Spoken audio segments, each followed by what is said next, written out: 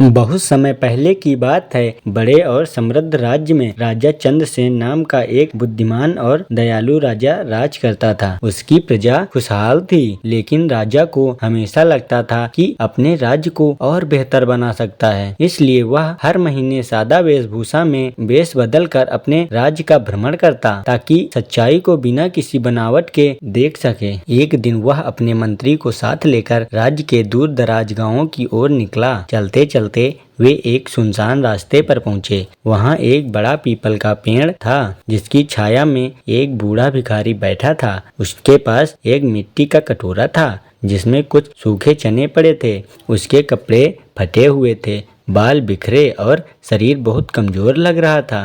राजा ने पास जाकर पूछा, बाबा, क्या तुम हमेशा यहीं बैठते हो? भिखारी ने सिर उठाया, थोड़ी मुस्कान के साथ बोला, हाँ बेटा, यही मेरी जगह है। कोई कुछ दे जाता है तो खा लेता हूँ, नहीं तो भूखा ही सो जाता हूँ। राजा ने पूछा, क्या तुमने कभी कोई काम किया? भिखारी ने गहरी सांस ली और कहा, बेटा, मैंने अपने जीवन में बहुत मेहनत की। एक समय था जब मैं एक बढ़ई था, सुंदर सुंदर फर्नीचर बनाता था, लेकिन एक दिन मेरी दुकान में आग लग गई, सब कुछ जल गया। फिर बुढ़ापा आ गया, शरीर ने साथ देना बंद कर दिया। धीरे धीरे सब ने साथ छोड़ दिया और मैं यहाँ आकर बैठ गया। राजा ने चुपचाप सब सुना, फिर उसने जेब से कुछ सिक्के निकाले और भिखारी को दे दिए। भिखारी ने हाथ जोड़कर धन्यवाद कहा, लेकिन राजा के मन में कुछ और ही चल रहा था। अगले दिन राजा ने अपने महल लौटकर एक योजना बनाई। उसने मंत्री से कहा, कल उस बूढ़े भिखारी को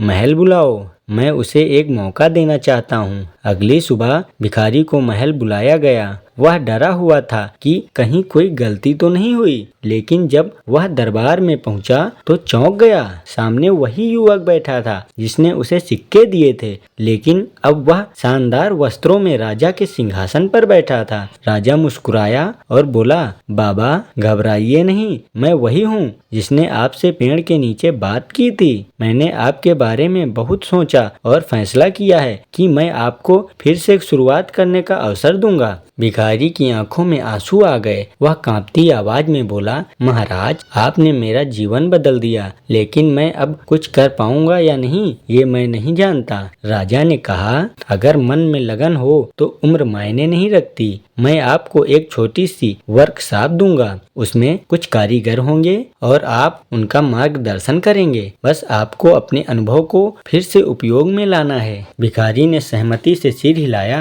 कुछ महीनों के भीतर उस वर्कशॉप में सुंदर फर्नीचर बनने लगा। उसकी गुणवत्ता इतनी अच्छी थी कि वह राज्य भर में प्रसिद्ध हो गई। भिखारी अब मास्टर जी के नाम से जाना जाने लगा। वह न सिर्फ खुद काम करता, बल्कि युवाओं को भी प्रशिक्षित कराता। एक साल बाद राजा ने एक भव्य उत्सव का आयोजन किया। उसमें वह भिखारी अब एक सम्मानित कारीगर के रूप में बुलाया गया। सैकड़ों लोग उसकी प्रशंसा कर रहे थे। राजा ने मंच पर आकर कहा, इस वृद्ध ने साबित कर दिया कि इंसान कभी हारता नहीं जब तक वह खुद हार नहीं मानता। हमने उसे भीख नहीं दी, हमने उसे विश्वास दिया, और विश्वास से बड़ा कोई उपहार नहीं होता। हर व्यक्ति के अंदर एक संभावना छुपी होती है। कभी कभी उसे बस किसी के विश्वास, सहारे और प्रोत्साहन की जरूरत होती है। असली दया वही है जो किसी को आत्मनिर्भर बना दे। भीख देकर पेट भरा जा सकता है, लेकिन अवसर देकर जीवन बदला जा सकता है।